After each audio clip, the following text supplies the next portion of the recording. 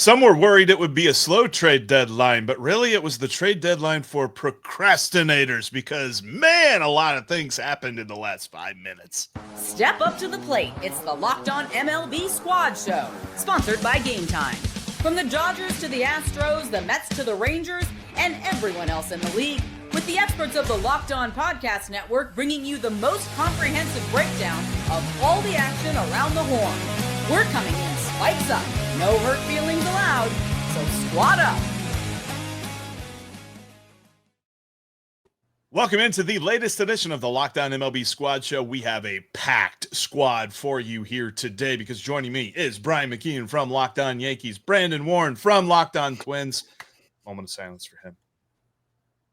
Okay, well, we also have Justin Latta from Locked On Guardians, Michael Ballantyne, our brand new Locked On Diamondbacks host, is joining us as well, Gary Morgan from Locked On Pirates, Booney from Locked On A's, Eric Heisman from Locked On Astros, and of course, the man himself, Sully from Locked On MLB is here, and I'm your host. I am Jeff Carr, one half of Locked On Reds and the Locked On MLB channel manager, and my goodness, there were so many trades, and they all happened within like the last 35 seconds of the trade deadline. So like from 5:59 p.m. Eastern time to 6 p.m. Eastern time, I think every team moved someone, including the Diamondbacks to the Brewers, for literally cash. And maybe they got a couple of I don't know. Did maybe the Brewers they sent them spotted cow? They sent spotted cow down to Arizona. But we're going to get into everything because we're going to talk about who got the best at this trade deadline. We're going to talk about who's the most frustrated and everything in between. And it's all brought to you by Gametime.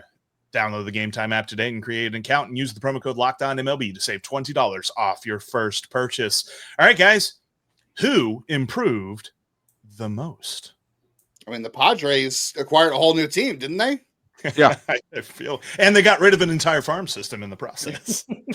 So they're better now, but 2028, well, there won't be baseball in 2028, so we won't even worry about that. Yeah. I'd actually sit here and say that I think my team improved the most with the Yankees. Yeah. And I would fight you with the Padre one only because the Padres, like you said, made their future significantly worse. They traded away all their top prospects. The Yankees got 7 new players, revamped their entire bullpen and their entire left side of their infield. And while doing that, didn't give up a prospect better than their 8th prospect in the system. Like, I don't think you could have had a better deadline than that. You cleared cash in the future. You got guys that are under control for more years. Like, the Yankees also didn't acquire a single player whose contract is expiring after this year. I think they had an unbelievable deadline, to be honest. And I'm not just saying that as a Yankee fan. I gotta agree with Brian because we're people are always quick to trash Brian Cashman, and I certainly have been one of them over the years. But And again, you cannot declare a winner of the trade deadline the day of the trade deadline because a few years I did Locked On, and no one was saying in 2021, oh my God, the Braves, they got Eddie Rosario, they got Jock Peterson, they got Jorge Soler, they cleaned up. I mean, but just by quantity, the chances of one of those players that the Yankees, who desperately need depth in their bullpen, especially since Williams sucks and Weaver has suddenly Freaky Friday'd with Jeff Weaver. I thought you were saying on his name. Williams sucks. Yeah. I thought that was a guy's name. Yeah. Jeff Weaver, man, that's a throwback. Jeff Weaver, yeah. Like, just in Sully, before you go, both of those guys, by the way, Williams and Weaver, both are pending free agents. So, and the 3 bullpen arms they picked up are all extended through next year.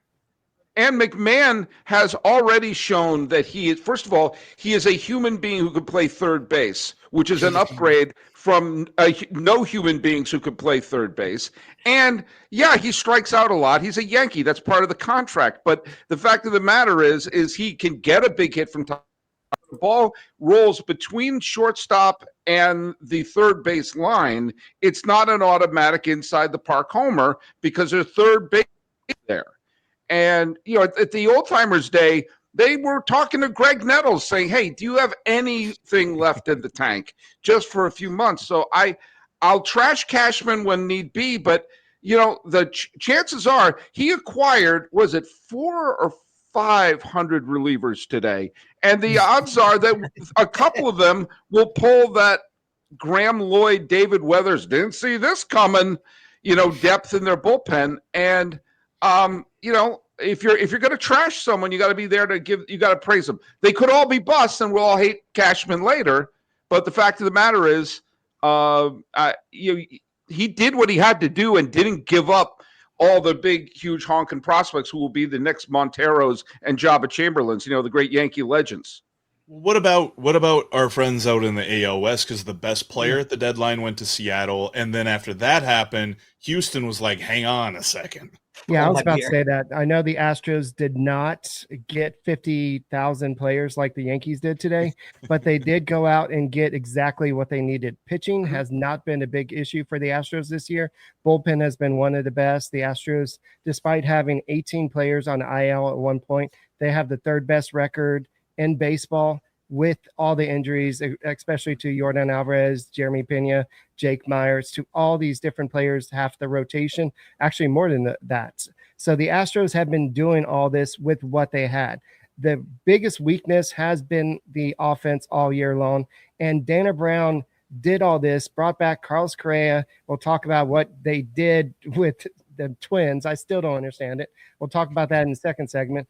But also they upgraded with Jesus Sanchez from the Marlins, and then brought in another Mauricio Dubon with the Ramon Urias as well. So they upgraded, they added some depth pieces, and I think this helps them get better because Jeremy Pena is coming back. You have Spencer Arrighetti, who's about to come back. Then you have Christian Javier almost coming back. So you have a lot of guys that are about to come back. So this team didn't need to go out and get a Dylan Cease. They tried, but they wanted the Padres wanted too much for Cease.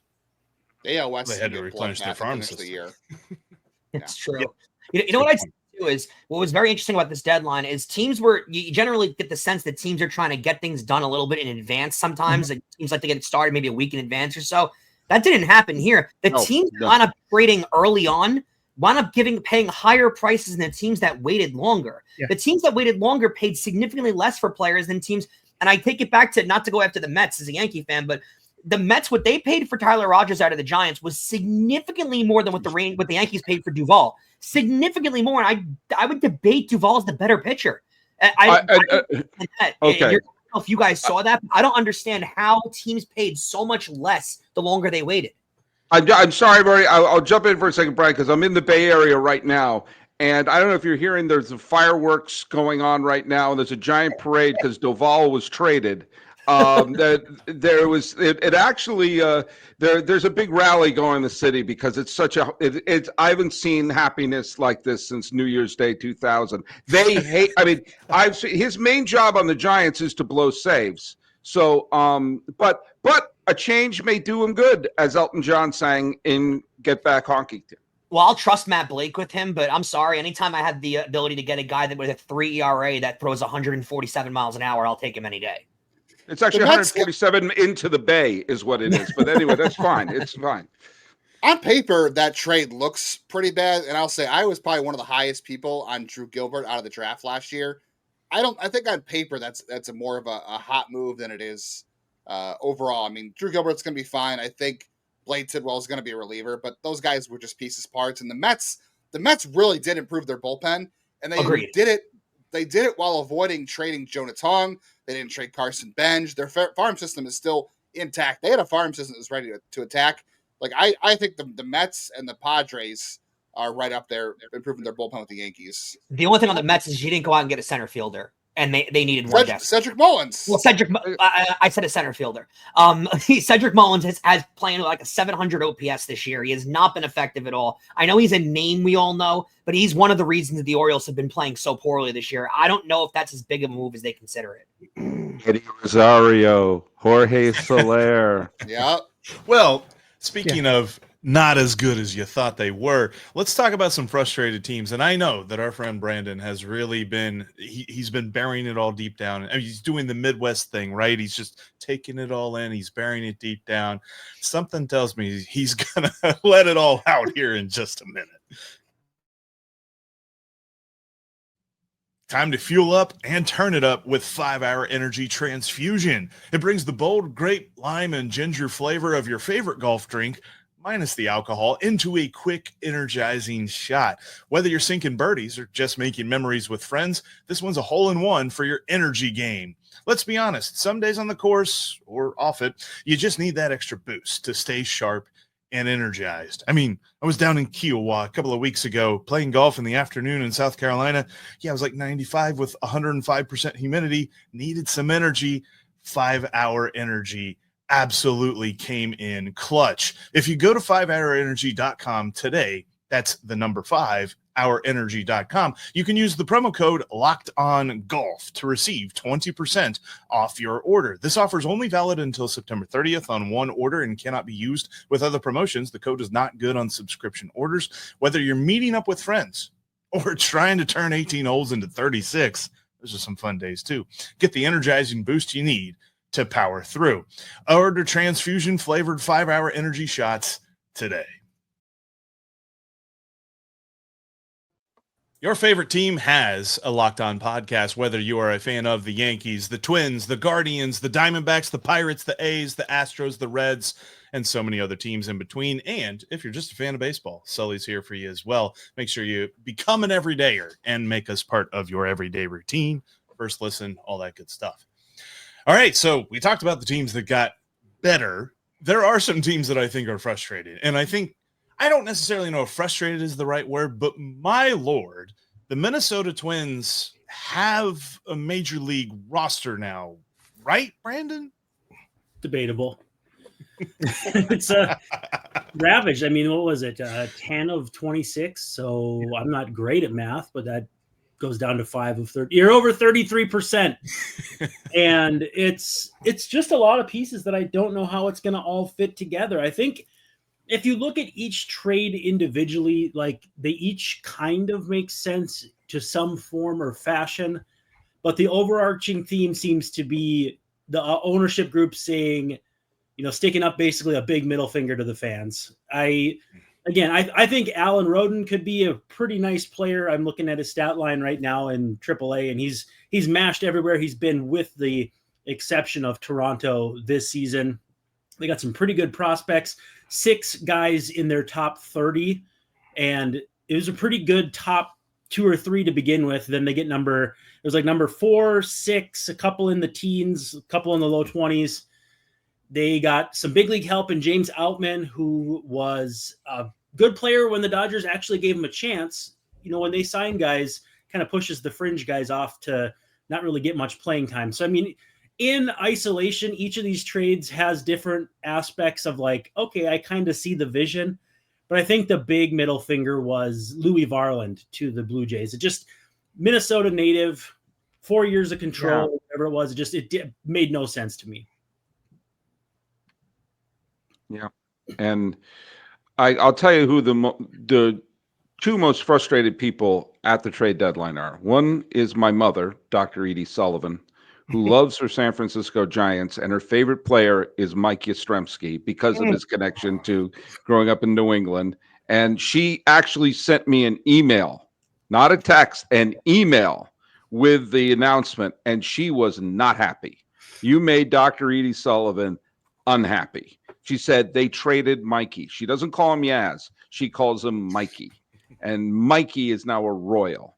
All right. I'll tell you the other person who's really mad right now is Luis Severino, who remains in Sacramento. And he said, let me get this straight. You traded away Mason Miller, who has, I think, 40 more years of control with the team. You've traded away Miguel Andujar. You traded away JP Sears, and I'm still cashing a check here. What in the name of Blue Moon is going on around here? Mama Sully was like, Buster Posey, you just made the list. Oh yeah. That's my mom right now. Buster Posey's in my mom's doghouse right now. Yeah, she's thrilled that Doval is traded. Oh my God, we're actually having a big dinner tonight to celebrate the trade of Doval, but she is not happy. Booney, what did you think of this? I know, I mean, you and I are in good terms. What do you think of this whole, like the Sacramento A's? I think they dealt Stomper to the Twins at one point. They tried to. That was past the deadline. Yeah, he's starting tomorrow. Listen, Mason Miller is no question absolutely electric, but baseball has shown us that its history is absolutely brutal to closers, right? Yeah. They flash hot, and they fade fast. When you're talking about Mason Miller, take a look at the comps and what he got. Now, you talked a little bit about Camilo Duvall. When Camilo Duvall was an all-star with the Giants, he was thought of in the same way, in the same breath as Mason Miller is today. Right. Think about what the A's got back for Miller. They got back comparable to what the Nationals got for Juan Soto and for what the White Sox got back for Chris Sale. If you want to look at comps and similar aces with team control. That's a great point. I thought they sold high. Here's another interesting stat. In the last 20 years, there has been over 250 closers with over 20 saves. Right. The lifeline of a closer is short. Do I think Mason Miller is awesome? Yes, but it was really frustrating this year when he sat in the bullpen because we couldn't get him the ball because we were always behind. I thought it was a great move for the Padres. They went all in. And they put themselves probably in one of the best bullpens of all in baseball, probably the best, without a doubt. So I love the trade and who they got back. But with that being said, it is prospects. And with prospects, they are exactly that. I will say this, and this is, Booney, I agree with you. Mark the date and time. But I agree with you, Booney, that we're messing with Booney. We two of us, we actually agree on more than we disagree. If you take a look at like who the best relief, who won the Rivera Award one year, and you go back 5 years prior, you see who the top five are. It is a rotation. There are very few people that they flame out pretty quickly. So you're right, and having a great closer for a team that isn't really good this year is like, I live in a trailer park, but I have a Maserati right in front of it. It's kind of like, I actually think the Mason Miller trade was actually a really good, smart deal. I'm just talking from Severino's point of view. You're kidding me? You know what? I thought the Reds really scored with Miguel Andujar. I think Miguel Andujar is really being overlooked. He's a hell of a right-handed bat. And JP Sears for the backside of that rotation for the Padres is a good starter as well. Well, I can speak to that too, because those guys are both former Yankees. And JP Sears comes over to you guys. I loved him coming up with the Yankees and wasn't able to actually make a difference with the Yankee Major League squad for the most part. Goes over to you guys in that trade. Andujar is the guy that Yankee fans completely missed out on. Should have won the 2018 Rookie of the Year. Barely missed out on that one. Had the rookie year too, where he's got over 50 doubles in the season. Miguel Andujar was an incredible player for the Yankees and a top tier prospect. If you remember back, the reason why the Yankees didn't get Garrett Cole from the Pittsburgh Pirates years ago is because they refused to include Miguel Andujar in that trade, and that might have been one of the crazier no trade calls the Yankees made, because they probably have a World Series by now if they get Cole that year. But I wanted to use that to actually transfer it over to Jeff, because one of the teams that actually liked the all-in kind of aspect they had to this deadline was the Reds, because I think the Reds made a lot more noise than people thought they were going to make. What did you think about? What does the fan base, I guess, think about their deadline? Well, those are two different answers, because I kind of liked what the Reds did. Most of the Reds fan base thinks that this was the cheap attempt to show that they can try, and that they did not make the right swings, and that there were rumors about them being in on a Eugenio Suarez. There were rumors about them being in on Ramon Laureano and different players that had better statistics and more grabby names. And because they did not get that, Reds fans are very mad, and they're feeling very vindicated because the Braves are currently up 10-3 against them on this night. So I am feeling like a dummy, because I touted the fact that they got Key Brian Hayes and his Gold Glove third baseman, and he committed a 2-run error in one of his first plays he makes as a Cincinnati Red. And so there's a lot of this that it's just like there's negativity surrounding how the Reds attacked this trade deadline, but I see through it. I'm with you on Miguel Andujar. I'm with you on Zach Littell as well. I love the flexibility that Zach Littell brings to the Reds pitching staff. He's a starter. He's a reliever. He moves Nick Martinez to the bullpen, albeit Nick Martinez now becomes like the most expensive relief pitcher in the league, because he accepted the qualifying offer and is making $21 million this year. But there's still a lot of solid moves here. And I think that they added probably 2 or 3 wins to what I thought was an 84 win team. So they've really got a shot to sneak on into that last wild card spot. if they can make things right. But that's where it's so funny to me, because when you're a small market ball club and you're used to how a small market ball club operates, you see these deadlines and you think, man, you're right there. Make a big swing. And so when your team doesn't, the fan base reacts poorly to it. And that's kind of what we're seeing right now in Cincinnati. It's strange to me, and I'm going to continue to get vitriol based on the fact that they're losing by a touchdown to the Braves tonight. 11-3 now, by the way. Yeah, and more than touchdown and 2-point conversion. For two. They went for two. They went for two. So yeah, it's not looking great tonight, but I think in the long run, these moves are going to pay off very nicely. Not all. I agree with you. I loved what they did. Gary, Ryan Hayes long term, bro. I was going to say, Gary, Pirate fans hate me. The A's fans hated me last week, but this week it's Pirates fans who hating me because I got on them for dealing Hayes. Not because I think Hayes is even as good as Charlie Hayes, but I'm saying it's been 10 years and we're still rebuilding. What's the plan here? That was basically the premise of what I was saying. What is the pulse for the lone team that has not made it to the championship series? As Jeff Carr is telling us, it's time to hear from our sponsors. And we'll get Gary's answer on the other side of this. Today's episode is brought to you by Gameday Hue, and so is this hat that I'm wearing. For Reds fans like myself, this one hits the mark. Gameday Hue makes clean, no logo gear with team-inspired colorways for every pro and college fan base. It's all about letting your colors speak for you, because no giant logos on Gameday Hue stuff, just smart, versatile style that works on game day, on the course, or anywhere in between. Quite frankly, I love wearing this game day hat. It's a Gameday Hue hat. It is so comfortable, very breathable, keeps my head cool, and keeps me looking stylish no matter where I'm going. Plus, got this awesome Gameday Hue golf glove. This thing even smells like a hole-in-one. Check out Gameday Hue today. Right now, you can get 15% off with your code MLB15 at GamedayHue.com. That's GamedayHue.com.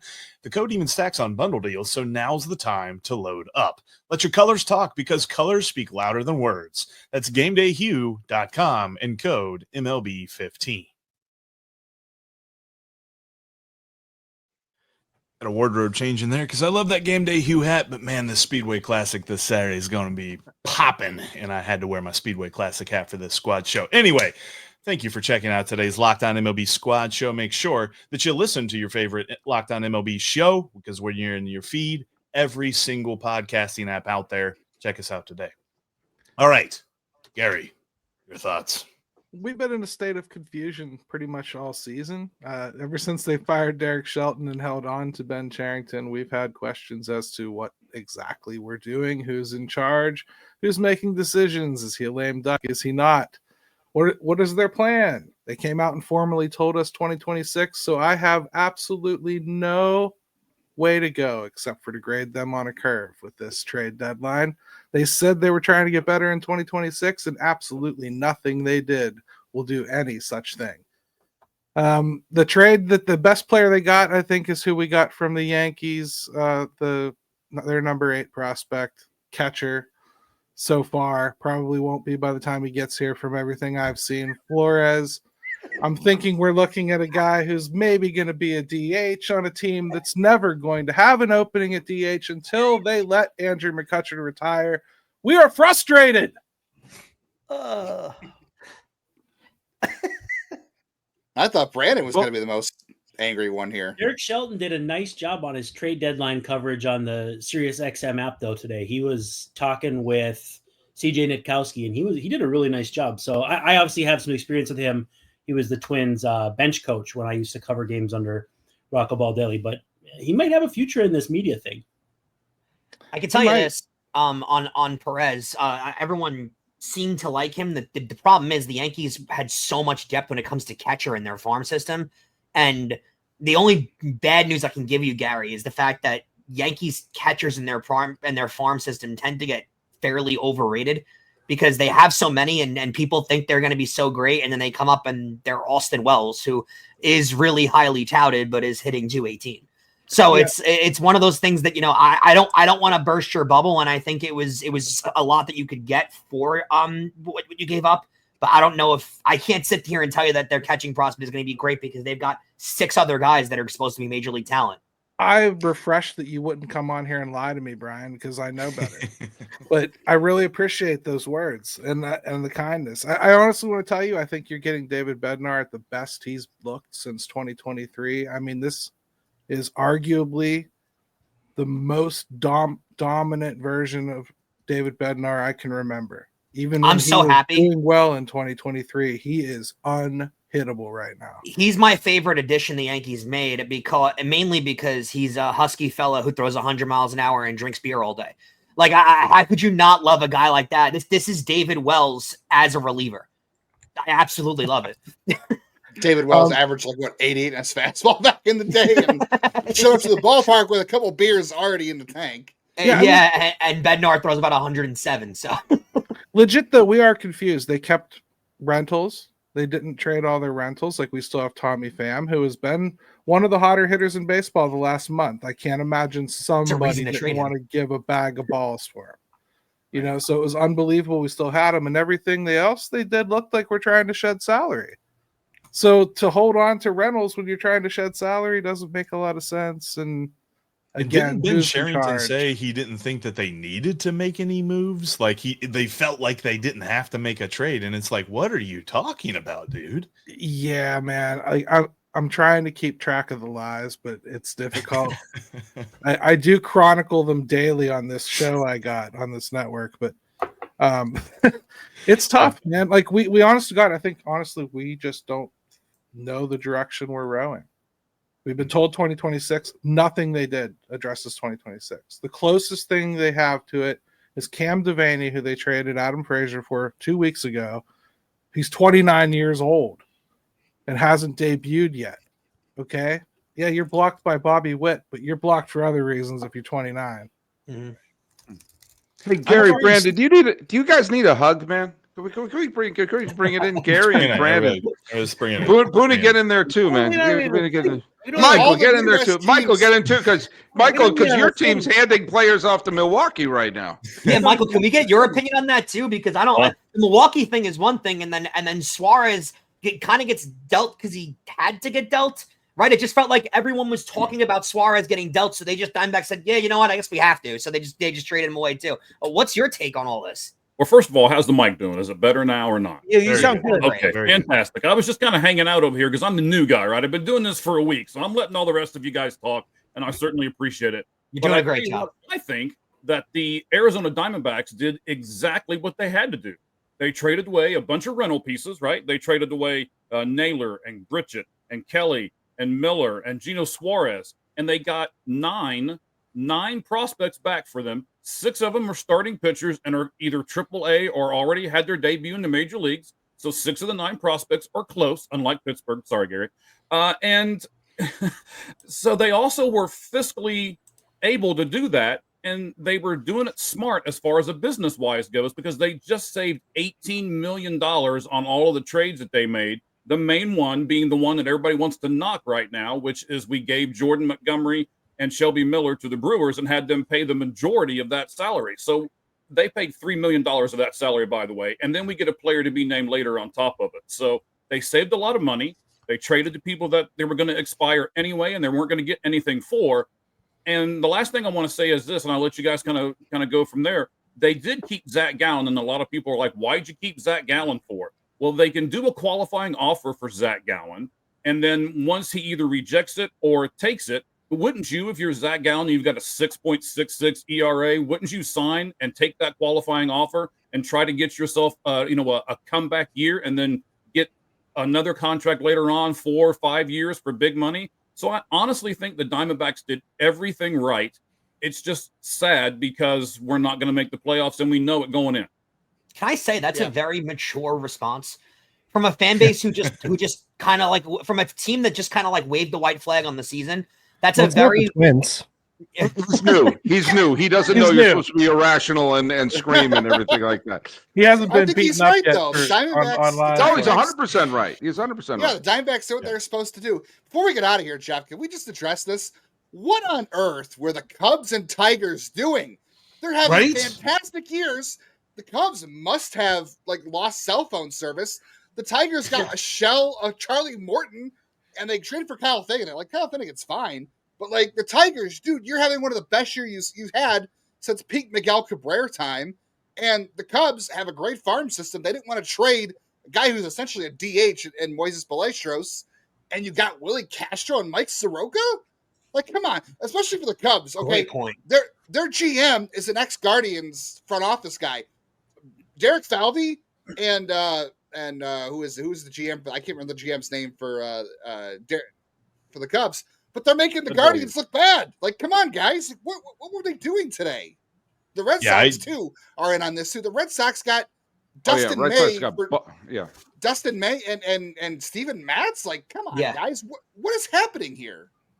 Yeah, I kind of feel like our friends Sam, Matt, Gabby, and Scott kind of stayed off because they're like just still seething because of what their teams did at this deadline. I mean, the Cubs are a short winning streak away from possibly being the best team in baseball. You have the Tigers, who have been at one point the best record in baseball. And then you have the Red Sox that it feels like they're on the cusp of making the American League wild card, because currently right now, if we all banded together and made a team, we probably can make that final wild card spot.